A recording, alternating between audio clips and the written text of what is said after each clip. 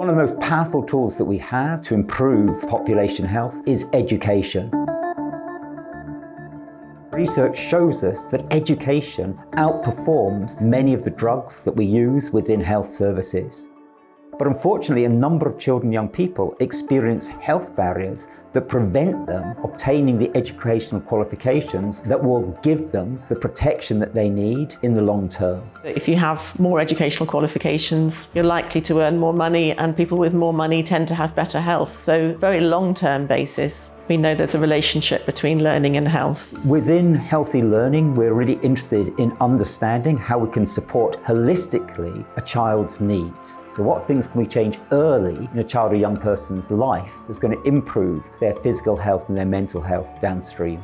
A healthy learning environment, well, let's consider what that is first. A healthy learning environment is one that combines good caring relationships and the child's natural curiosity to learn, as well as a concern about their futures and their aspirations. Some children are left behind because parents don't have, for example, the resources for computers or to participate in all the requirements of school.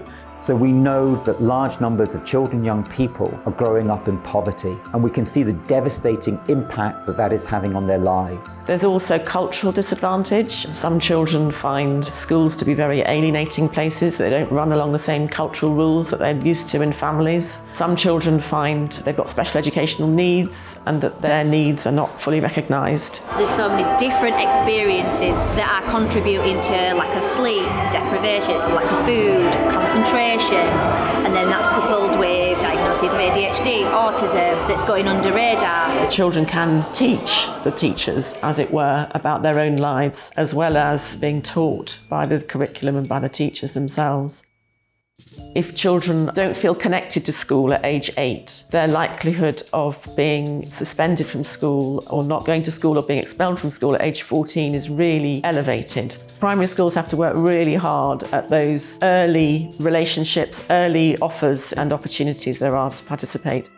We're very interested in exploring how we can support schools, nurseries, educational establishments to deliver multi-agency responses to our most vulnerable children, young people and families. Offering a space for even new parents to develop some skills that they can transfer at home. Parents are often considered a child's first educator. Parents can help children learn at home as well. For example, reading on a daily basis really accelerates their vocabulary and then their access to other forms of knowledge. I remember my father telling me stories when I was very young, and I try and do the voices and be a good sort of storyteller. These morning sessions are just like ongoing. They like go one after the other. The kids come in, we do story time, talk to the parents a little bit. Take them away to places, take them away from where they are now, travel into sort of fantasy worlds. Low literacy can affect you and does affect you at every stage of your life, and it can become quite a vicious sort of cycle. It sort of stops you from doing well academically at school, locking you not only out of the job market but also translating into actual life expectancy. The vocabulary of children, so this is between birth and age 5. Children from the poorest backgrounds, their vocabulary is 19 months behind other children by the time they start school, and that is already a significant gap. In those disadvantaged communities, a third of 11-year-olds can't read well enough. The cycle continues into the GCSEs, where only a third of students from those disadvantaged backgrounds would gain 5 good GCSEs. We're trying to break this intergenerational cycle. The work that is being done to take a whole system approach to supporting children and young people in partnership with schools can really start reversing the dreadful statistics that we have become used to. In our survey in 2020, just around the turn of the pandemic, nearly 6,000 children told us that they didn't own a single book at home. Since then, we've really bolstered our efforts to get as many books out to children, into their homes. At the same time, have that interaction with parents, give them some tips on what they might do to create that environment at home. This is about levelling up the opportunities.